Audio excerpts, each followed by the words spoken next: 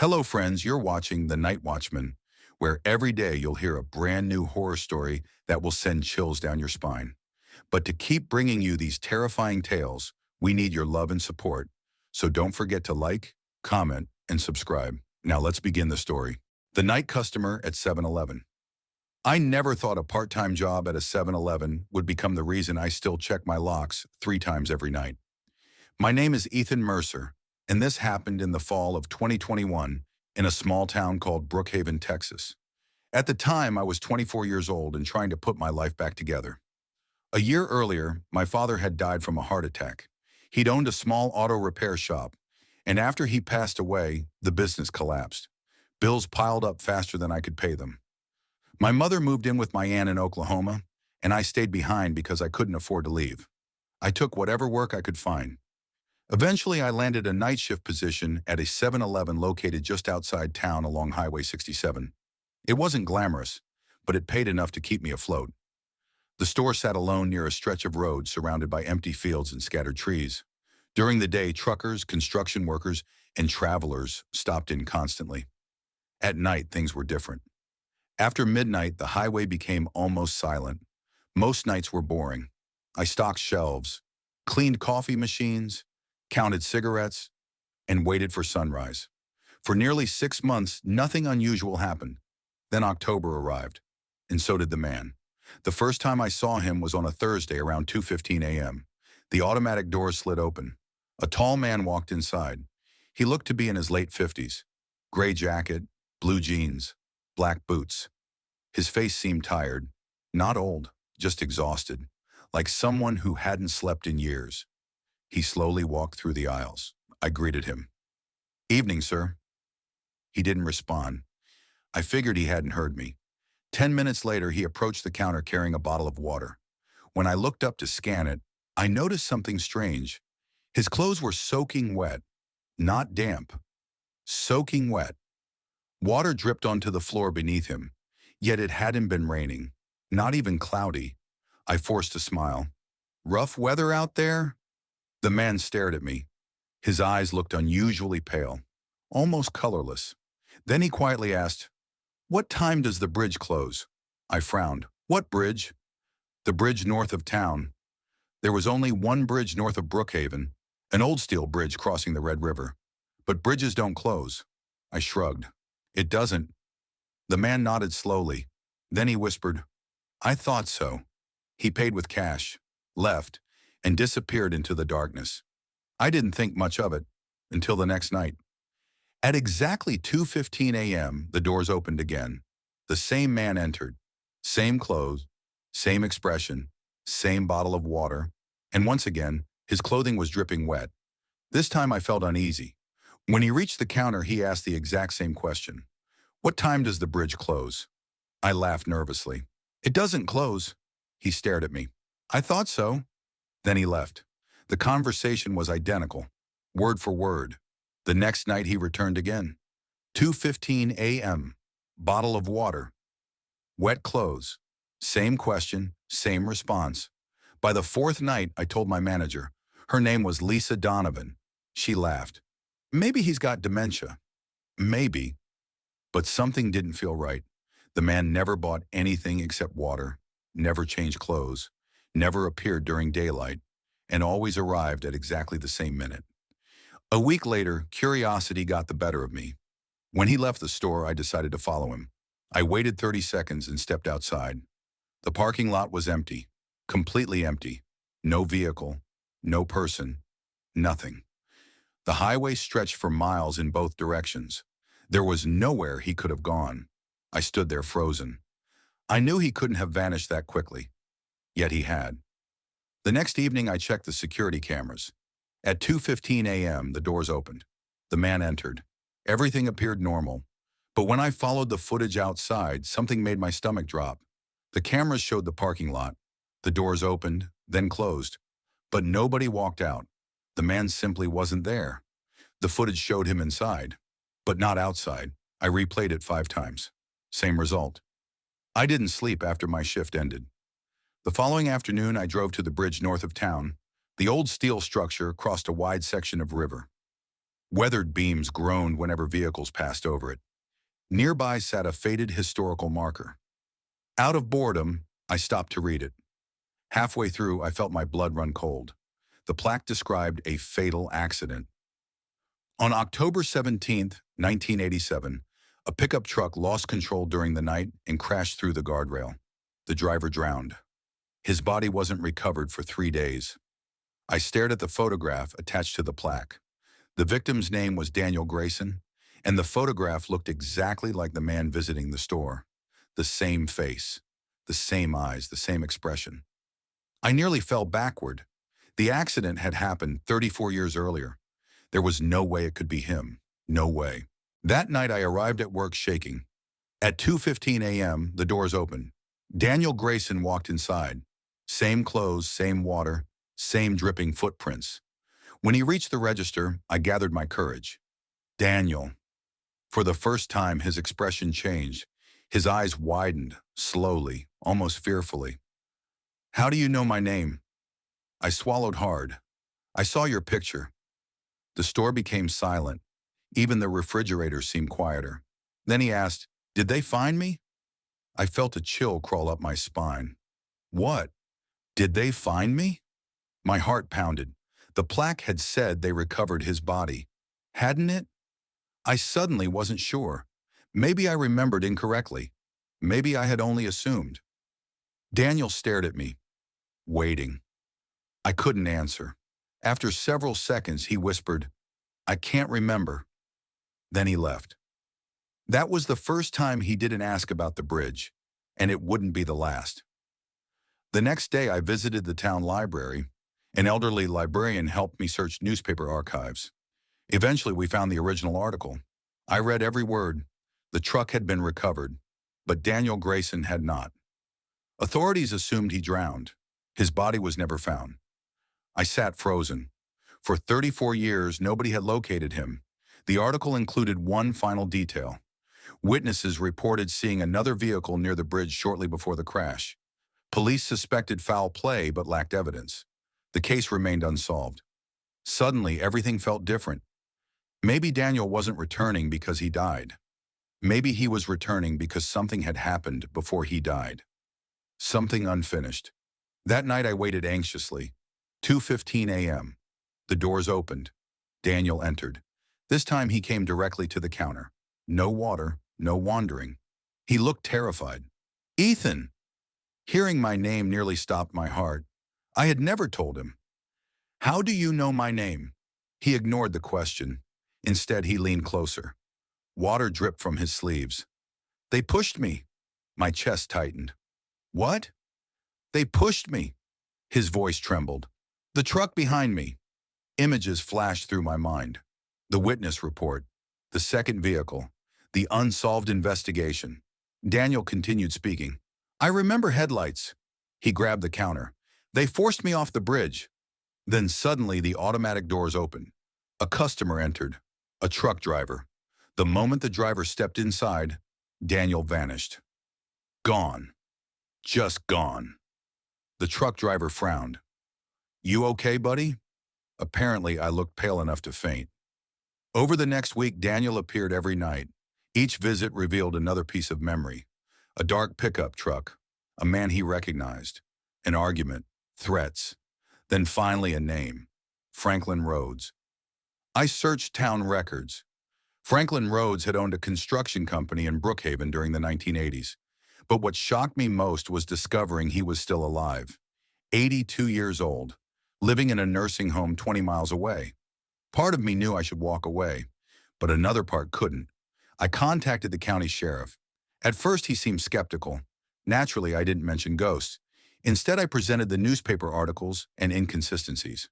The sheriff agreed to review the old case. A few days later, investigators reopened the file. What happened next shocked everyone. During questioning, Franklin Rhodes confessed. 34 years earlier, Daniel had threatened to expose an embezzlement scheme involving construction funds. Franklin confronted him. The argument escalated. He intentionally rammed Daniel's truck on the bridge, then fled. Authorities searched the river again, this time using modern sonar equipment. 3 weeks later, they found Daniel's truck buried deep in mud downstream. Inside were skeletal remains. The entire town made headlines. The mystery was finally solved. I expected that to be the end. But one final encounter remained. The night after the remains were identified, I worked another shift. At exactly 2:15 a.m., the doors opened. Daniel entered. For the first time, his clothes were dry. He looked younger somehow, peaceful. He approached the counter carrying a bottle of water. I smiled nervously. "You found your way home?" He smiled back, a real smile, the first I'd ever seen. "Yes." Then he placed the bottle on the counter. I remembered. Neither of us spoke for several seconds. Finally, he nodded toward the highway. The bridge never closed. I felt tears forming unexpectedly. No, it was just waiting. The lights flickered once. I blinked, and he was gone. The bottle remained sitting on the counter. I still have it today, an unopened bottle of water with a faded label from a brand discontinued decades ago. I showed it to investigators once. Nobody could explain where it came from. I stopped working at the 7-Eleven shortly afterward. Life eventually improved. I moved away, started a new career, got married. But every October I think about Daniel Grayson. Sometimes late at night, when roads are empty and the world feels too quiet, I remember that lonely highway and the man who spent 34 years searching for the answer to what happened to him. And I wonder how many other lost people are still out there, walking into brightly lit stores in the middle of the night, hoping someone will finally listen. Story 2. The Man Who Knew My Name. I never planned on working the night shift at a 7-Eleven. 3 years ago, my life looked completely different. I was living in a small apartment in Springfield, Missouri, working construction with my older brother Ryan. We weren't rich, but we paid our bills and had enough left over for weekend fishing trips. Then Ryan died. A drunk driver crossed the center line one rainy night and hit his truck head on. After that, everything changed. I couldn't focus on construction anymore. Every street reminded me of him. Every fishing pole in my garage collected dust. The silence became unbearable. Eventually, I moved to Wichita, Kansas, hoping a new city would help me start over. It didn't. The only job I could find quickly was working overnight at a 7-Eleven on the edge of town. The store sat beside Highway 54, surrounded by empty lots and a few warehouses. During the day, it looked normal enough. At night, it felt completely isolated. Most customers were truck drivers, late-night workers, and people grabbing cigarettes at 2 in the morning. The shift usually ran quietly. Usually. Then came October, the month everything happened. It started on a Tuesday night. Around 1:15 a.m., a man walked into the store. At first glance, there was nothing unusual about him. Mid-50s, gray jacket, blue jeans, baseball cap. He moved slowly through the aisles while I stood behind the register. After 10 minutes, he brought a bottle of water to the counter. I scanned it. "That'll be $1.89. He stared at my name tag. Then he smiled. "How's your mother doing, Tyler?" My stomach tightened. I never told him my name. Sure, it was on my name tag. But my mother, nobody in Wichita knew anything about my family. I forced a smile. "She's fine." The man nodded. "Good." Then he paid and left. That was it. A strange interaction. Nothing more. Or so I thought. The next night he returned. Same clothes, same expression, same slow walk through the store. This time he bought a candy bar. As I scanned it, he looked directly into my eyes. "You still think about Ryan every day?" The scanner nearly slipped from my hand. My brother's name. My dead brother's name. My chest tightened. "How do you know that?" I asked. The man smiled. "Have a good night, Tyler." Then he walked out. I rushed to the windows. His car wasn't there. The parking lot was empty. Completely empty. The man had vanished. I even checked outside. Nothing. No vehicle. No person. No sound. Only the wind. I barely slept the next day. I convinced myself there had to be an explanation. Maybe somebody from my hometown had moved here. Maybe a mutual friend had told him things. Maybe. But deep down, I knew something wasn't right. That night, I told my coworker, Ethan. He laughed. "Dude, you've been watching too many horror movies." Maybe he was right. Maybe grief was messing with my head. I wanted to believe that, until the following Friday. At 2:03 a.m., the man returned. This time, he didn't pick up any merchandise. He simply stood in the back of the store near the refrigerators, watching me for 20 minutes without moving, without blinking, just watching. The security cameras captured everything. I know because I checked later.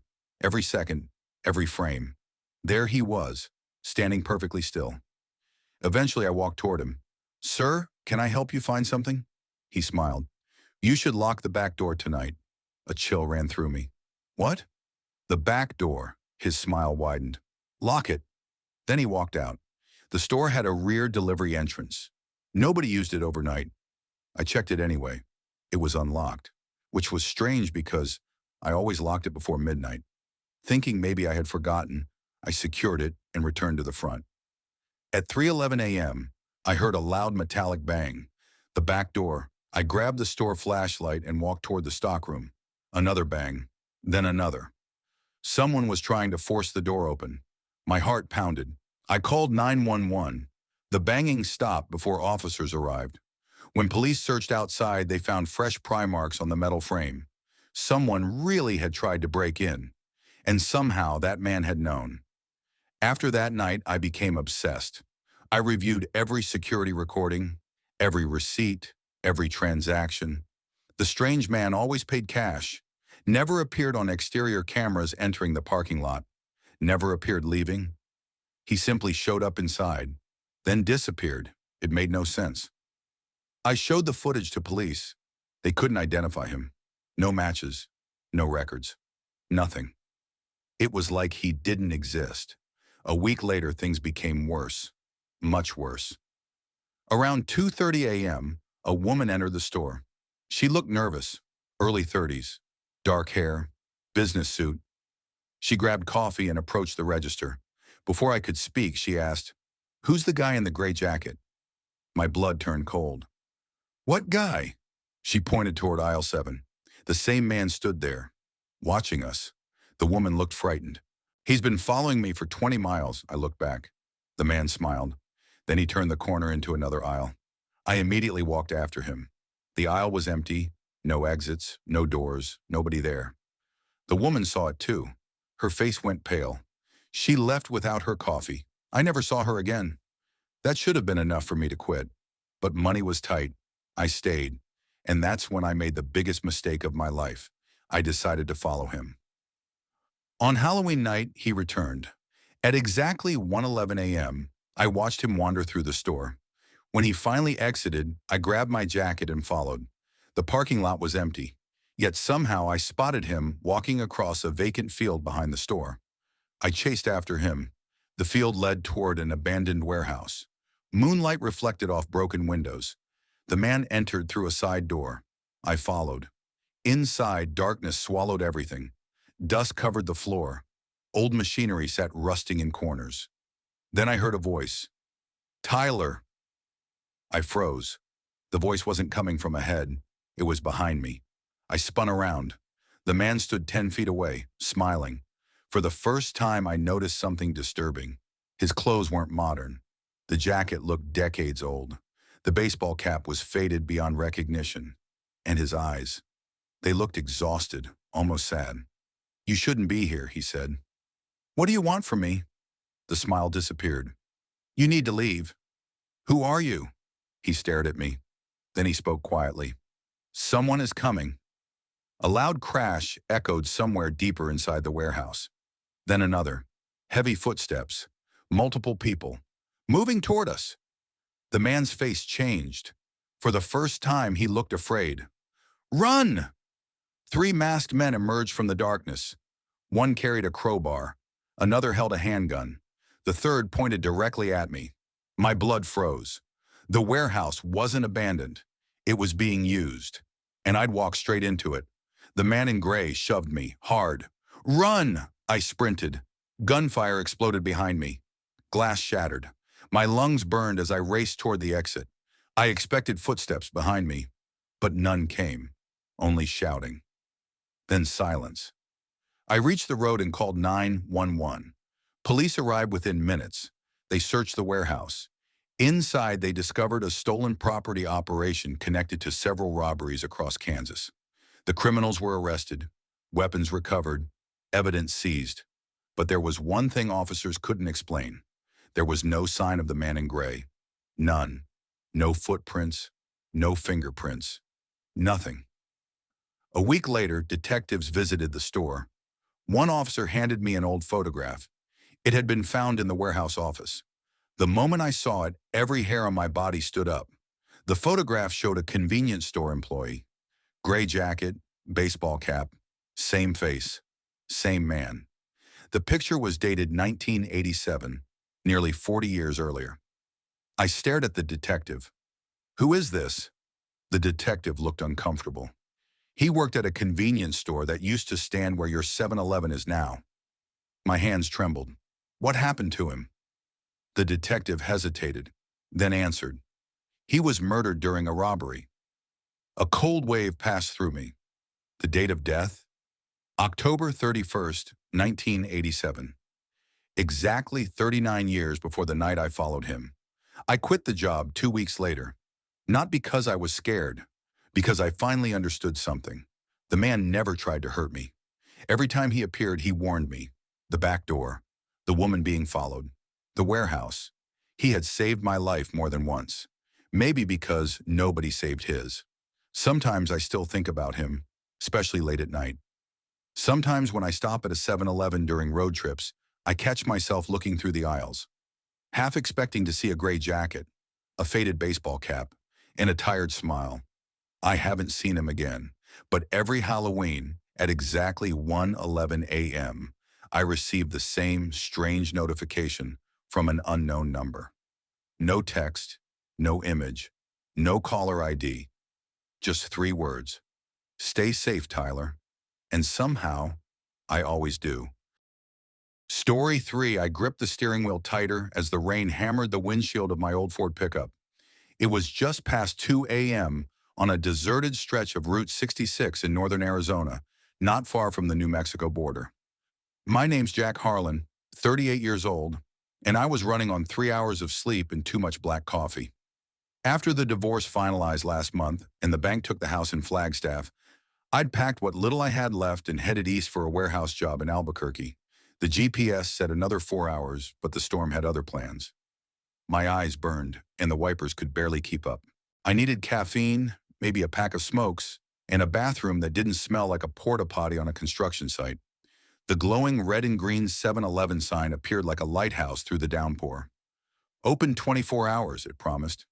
I pulled into the lot, tires splashing through puddles that reflected the fluorescent lights. Only one other vehicle sat out front, an old beige sedan with Arizona plates, windows fogged up. I killed the engine and stepped out, the cold rain soaking my hoodie instantly. Inside, the store was brighter than it had any right to be at that hour.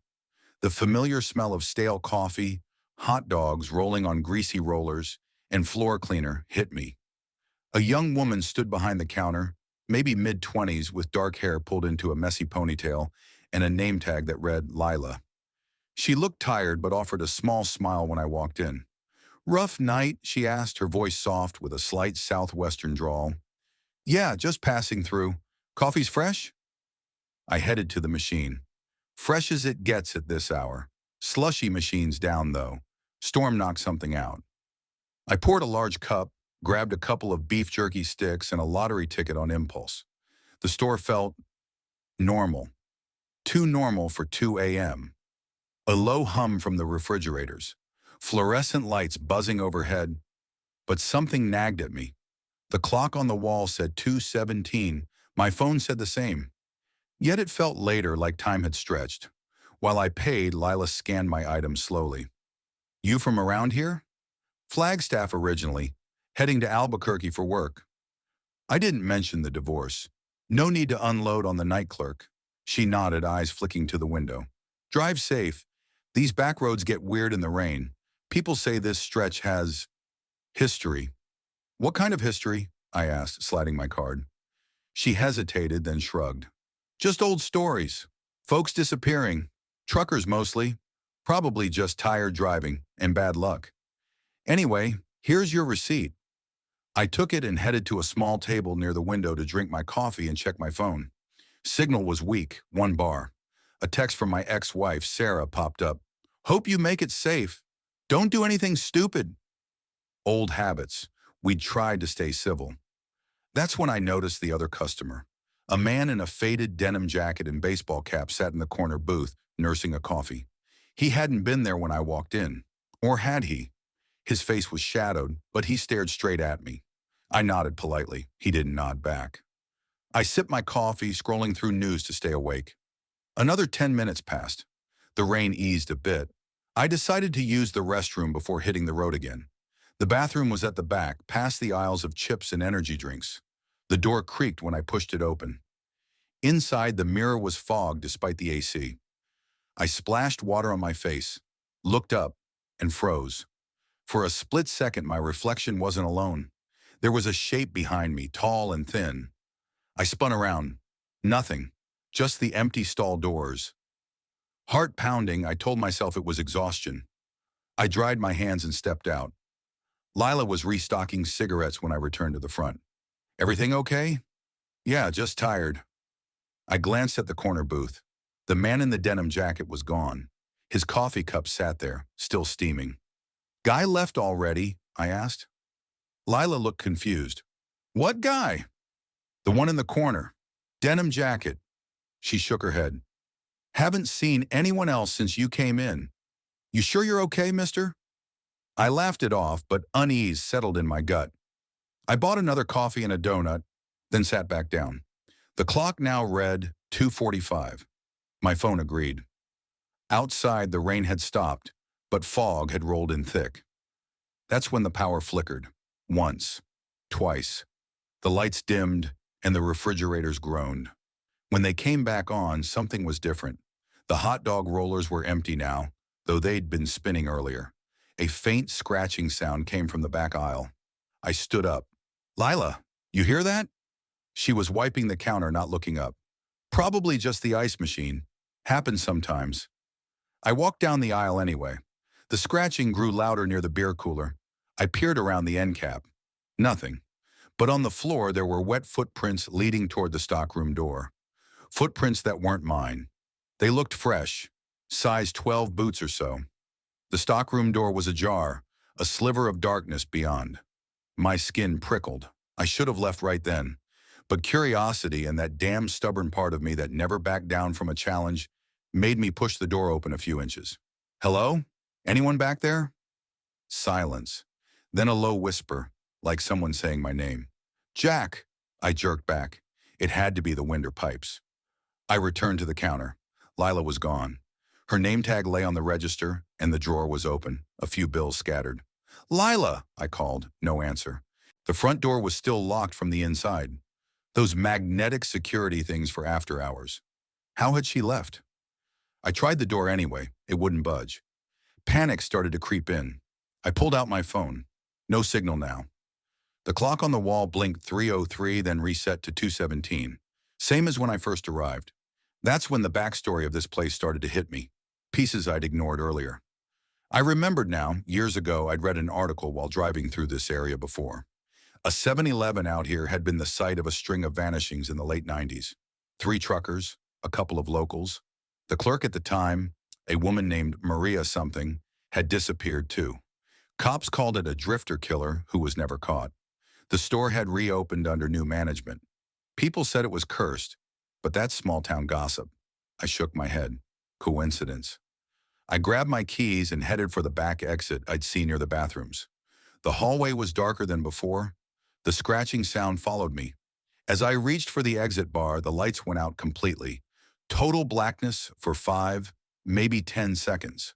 When they surged back, I was no longer alone. Lila stood at the end of the hall, but she wasn't the same. Her eyes were hollow, skin pale like she hadn't seen sun in weeks. You shouldn't have come in, Jack, she whispered. Her voice echoed from multiple directions. I backed up. What the hell is this? You're the new one, just like the others. The store. It needs someone to watch it. Forever. I ran. Back to the main area. The shelves had shifted. What was once snacks now held old newspapers from 1997. Headlines screaming, "Another disappearance at Night Stop." Photos of missing people. One looked exactly like the man in the denim jacket. The front windows showed nothing but fog now. No highway, no truck, just swirling gray. I tried the register phone. Dead line. My cell still had no bars, but the screen flickered with old security footage. Grainy black and white clips of people like me, tired drivers stopping late, chatting with Lila or whoever she really was, then vanishing into the back. The scratching was everywhere now, from inside the walls, under the floor. I grabbed a mop from behind the counter as a weapon. Stupid, but it was something. Lila appeared behind the counter again. It started with Maria. She worked the night shift alone, lost her kid in a car accident, started hearing voices. Then the store changed. It traps the lonely ones, feeds on the ones running from something. You're running, aren't you, Jack? From Sarah. From the life you fucked up. How did she know Sarah's name? I never mentioned it. I swung the mop at her. It passed right through. She smiled sadly. Too late. The door only opens for the next shift. The clock spun wildly. Hours blurred. I felt time stretching like taffy. Memories flooded in. Not mine. Maria's grief. The trucker who just wanted one more cup before home. The college kid who took a wrong turn. All of them stuck, becoming part of the place. Watching, waiting. I barricaded myself in the stockroom.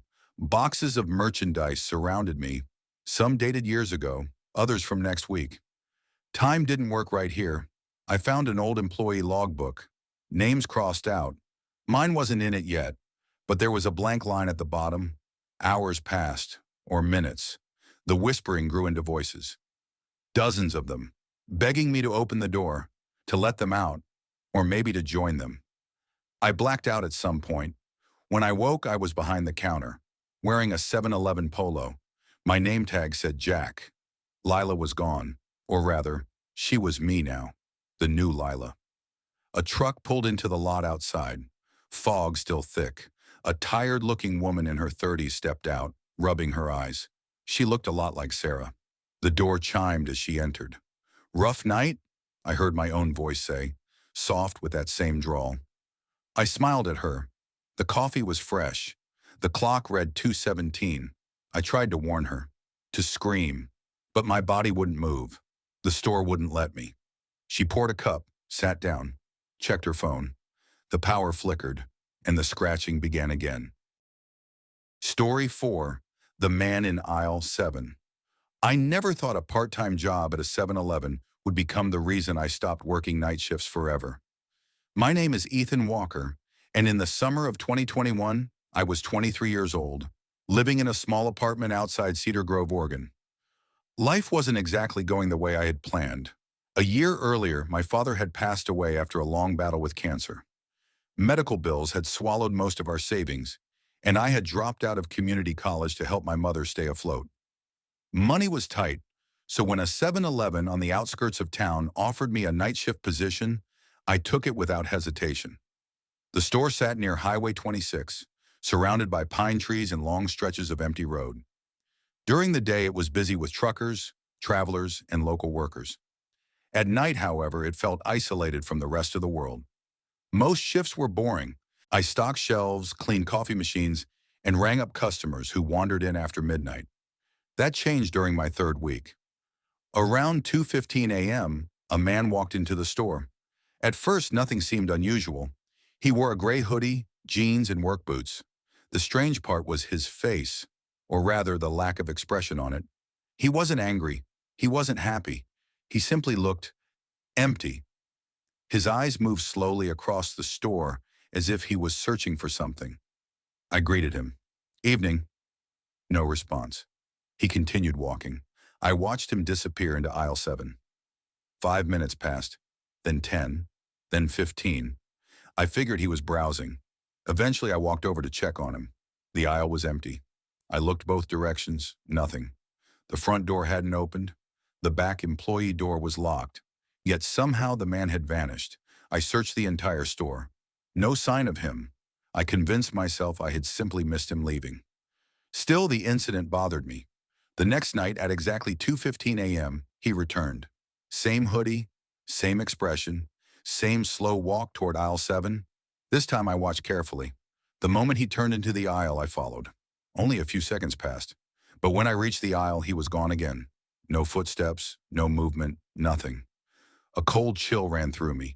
The store wasn't large enough for someone to disappear that quickly. I checked everywhere. Nothing. The security cameras showed him entering the aisle. Then, nothing. The camera angle covered the entire aisle. One frame he was there. The next frame was empty, as if he had ceased to exist. I told my manager, Mark Jensen. Mark was 52 and had worked retail his entire life. He laughed. Probably a camera glitch. But when I showed him the footage, even he stopped smiling. The video made no sense. Still, he dismissed it. The following week became worse. The man appeared every night, always at 2:15 a.m., always heading to aisle 7, always disappearing. I began dreading that time. The atmosphere changed whenever he entered. The store felt colder, quieter, like all sound had been sucked away. One Thursday night, a truck driver named Carl witnessed it. Carl was a regular customer. He was paying for coffee when the man entered. Carl noticed him immediately. "Who's that guy?" he asked. "No idea." The man walked into aisle 7. Carl watched. A few moments later, Carl frowned. "Where'd he go?"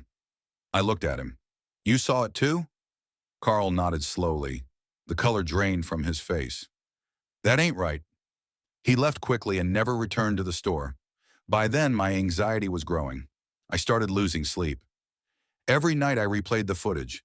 Every night I tried finding an explanation. Then one evening, while cleaning the stockroom, I discovered something strange. A dusty cardboard box sat behind old supplies. Inside were documents dating back nearly 20 years. Among them was a newspaper clipping. The headline caught my attention immediately. "Local man missing after late-night convenience." Store visit. The article described a man named Daniel Harper, 34 years old, construction worker. Disappeared without a trace in 2002. Last seen entering the exact same 7-Eleven. A photograph accompanied the article. My stomach tightened. It was him, the same man, the same gray hoodie, the same empty expression. I couldn't believe it. Daniel Harper had vanished 19 years earlier. Yet somehow he was walking into my store every night. I took the clipping home. That night I barely slept. The next evening, I arrived early and searched online. I found additional information. Police never solved the case. No body, no suspects, nothing. Daniel had simply disappeared. Then I discovered something even stranger. Several employees who worked the night shift after his disappearance reported unusual incidents. Some claimed they saw a man standing in aisle 7. Others reported hearing footsteps after closing. Most dismissed it as rumors. One employee quit suddenly and refused to explain why. I wanted to quit too, but I needed the money, so I kept showing up. Big mistake. A week later, everything changed. At exactly 2:15 a.m., Daniel entered again. This time he stopped before reaching aisle 7. For the first time, he looked directly at me. I froze. His eyes were filled with terror. Not anger, not sadness, pure terror. Then he raised one shaking hand and pointed toward the stockroom, before disappearing into the aisle. I stood motionless. My heart pounded. Something about that gesture felt desperate, like he was trying to warn me or guide me somewhere. After several minutes of arguing with myself, I grabbed a flashlight and entered the stockroom. The room was silent. Rows of shelves stretched into darkness. Everything appeared normal. Then I heard a sound, a faint tapping. Tap, tap, tap. Coming from the floor, I followed it to the far corner. The tapping stopped. I shined my flashlight downward. The concrete floor looked ordinary, yet something felt wrong. I knelt and noticed a slight crack running through the surface. The area seemed newer than the surrounding concrete, as if it had been repaired years ago. Suddenly, the back door alarm beeped. I nearly jumped out of my skin. When I returned to the sales floor, nobody was there, but the front door stood wide open. The wind outside howled through the entrance. I locked the door and spent the remainder of the shift terrified.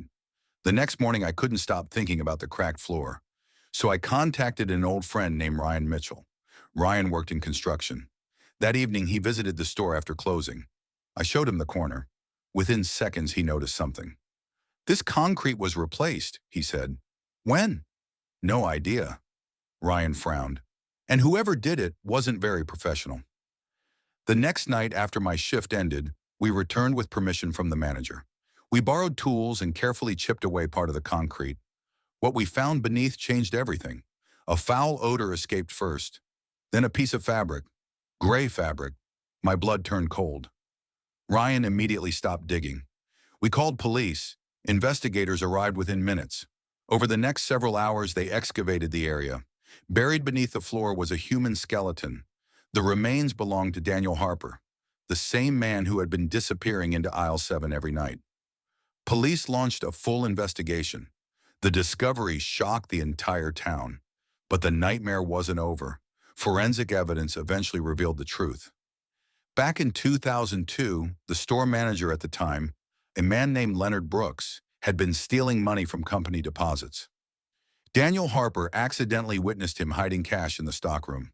An argument followed. According to evidence uncovered during the investigation, Leonard struck Daniel with a metal pipe. The blow killed him.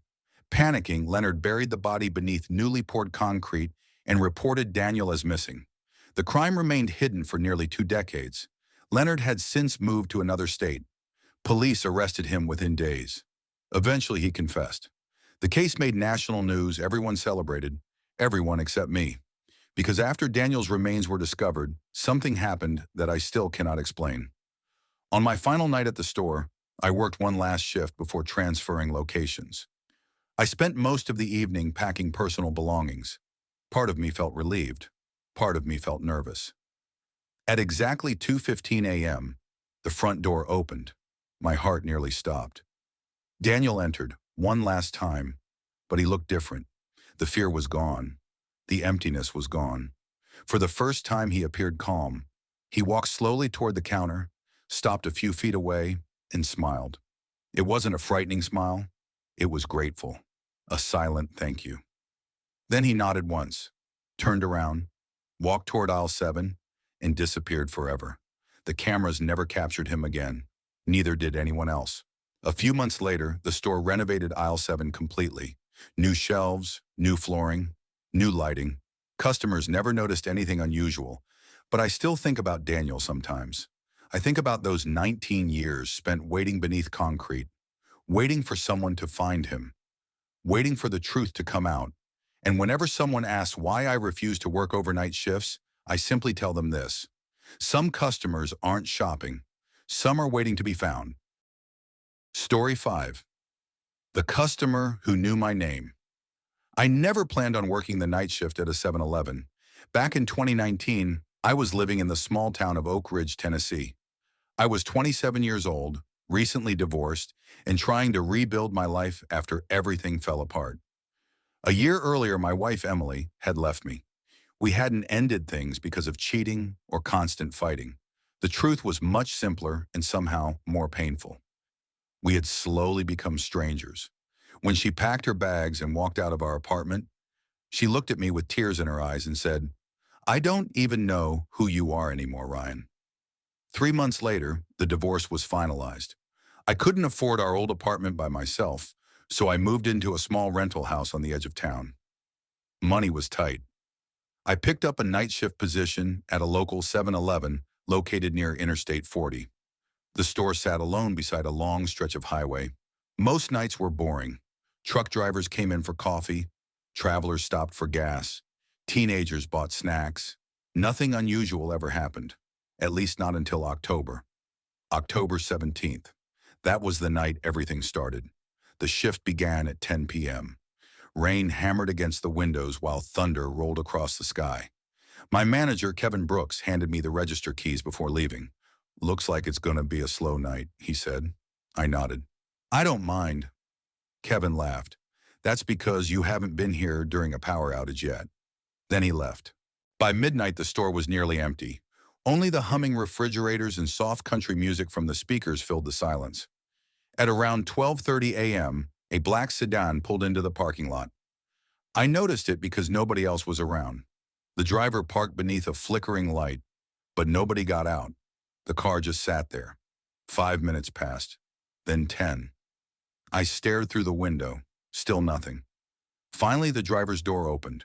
A man stepped out. He looked to be in his late 50s. Tall, thin, gray jacket, baseball cap. There wasn't anything particularly strange about him. At first, he entered the store and walked directly toward the coffee station. I smiled. Evening. He didn't respond. Instead, he poured himself coffee and slowly approached the counter. When he placed the cup down, I looked up. His eyes were fixed on me. Not in a normal way. It felt like he was studying me, like he already knew me. "That'll be $1.89, I said. The man smiled. "Still drinking black coffee, Ryan?" My stomach tightened. I hadn't told him my name. Maybe he saw my name tag. That had to be it. I glanced down. The tag was flipped backward. The name wasn't visible. A chill crawled up my spine. The man slid $2 across the counter. "Keep the change." Then he turned and walked away. I stood frozen. By the time I reached the window, he was already driving off. I told myself not to overthink it.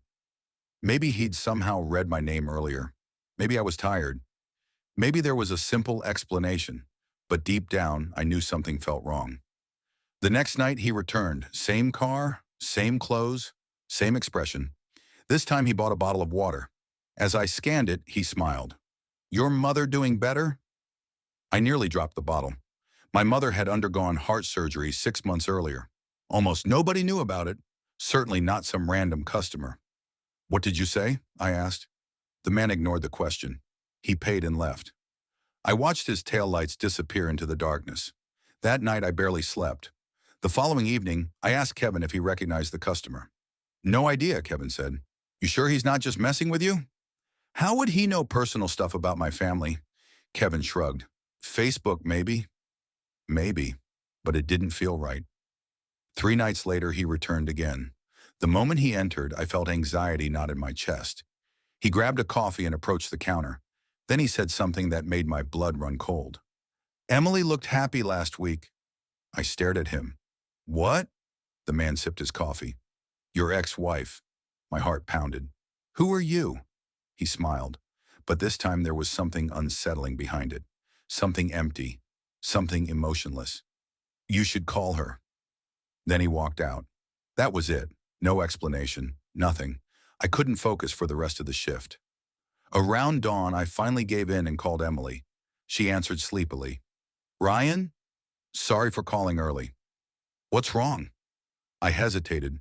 Then I asked how she'd been. There was a long silence. Finally, she said something strange. I was actually thinking about you yesterday." A shiver went through me. The customer had mentioned her less than 12 hours earlier. Coincidence? It had to be. But the coincidences kept piling up. Every few nights he returned. Always after midnight. Always alone. And every time he revealed another detail from my life. Things nobody should have known. My childhood dog.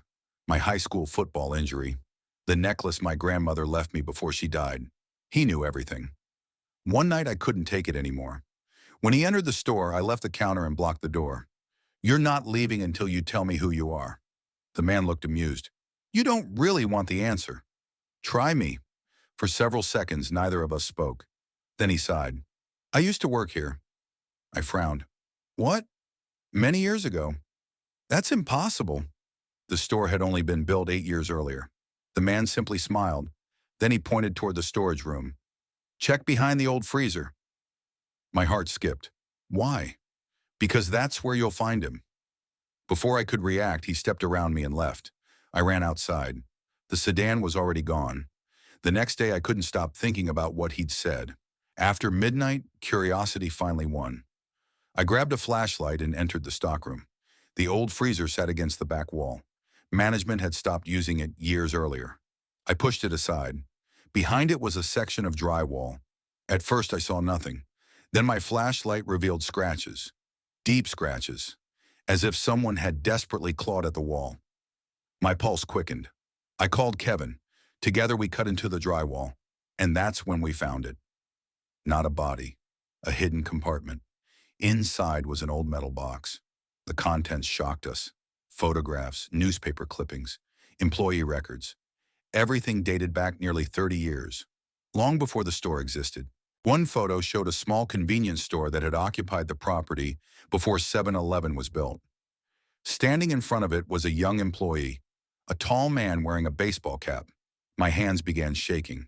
It was him, the same customer, just 30 years younger. Kevin stared. No way! The newspaper clipping beside the photo was even worse. The headline read, "Local clerk disappears during night shift." The article explained that the employee had vanished in 1991. No body was ever found. No suspect was identified. The case remained unsolved. I felt sick. The missing clerk's name was Daniel Mercer. The same face, the same man. That wasn't possible. He should have been in his 80s. Yet the customer looked maybe 55. I barely slept that day. The following night, I brought the box to work. At 12:43 a.m., the black sedan appeared again. The man entered. For the first time, I wasn't afraid. I was angry. I slammed the photograph onto the counter. "Who are you?" His smile faded. "You found it." Daniel Mercer disappeared in 1991. The man looked down at the photo. For several seconds, he said nothing. Then he quietly replied, "Yes, that's you." "Yes." My throat tightened. "How?" The man stared toward the rain-covered windows. Then he spoke softly. "I never left." A chill swept through me. What does that mean? He looked directly into my eyes, and suddenly his expression changed. For the first time, he looked sad, genuinely sad. They never found me because they never looked beneath the old foundation. My mouth went dry. The man continued, "Someone killed me here." The store felt colder. The fluorescent lights flickered overhead. "I've been waiting a long time for someone to find the truth." Thunder exploded outside. I blinked. For a split second, the man seemed different. Paler, older, almost translucent. Then the normal appearance returned. I stumbled backward. The customer smiled sadly. "Behind the fuel pumps." "What?" "The original foundation." Then he turned and walked away. I rushed outside. But once again, the parking lot was empty. The sedan had vanished, completely vanished. The next morning, police arrived after hearing my story and discovering the evidence box. Construction crews excavated part of the property near the old foundation. 3 days later, they found human remains. The forensic investigation lasted months. Dental records eventually confirmed the identity. Daniel Mercer, missing since 1991, exactly as the newspaper clipping had stated. The murderer turned out to be the former store owner who had died years earlier. The case was officially closed. Everyone called it a remarkable coincidence. Nobody believed my story about the customer, nobody except me, because I know what I saw. And there's one detail I never told the police. 2 weeks after the remains were identified, I worked one final night shift before quitting. At exactly 12:43 a.m., the store doors opened. My heart nearly stopped. The same man entered, Daniel Mercer. He approached the counter. For the first time, he looked peaceful. No sadness, no mystery, no fear, just relief. He smiled. "Thank you, Ryan." Then he extended his hand. I blinked, and he was gone. Just gone. No sound, no movement. Nothing. Only empty air remained where he had been standing. I never saw him again. A month later, I left Oak Ridge and started a new life. Sometimes I still think about those nights. Sometimes I wonder how many unsolved stories are hiding in places people pass every day. And sometimes when I stop at a lonely 7-Eleven late at night, I catch myself looking through the windows, just in case someone inside already knows my name.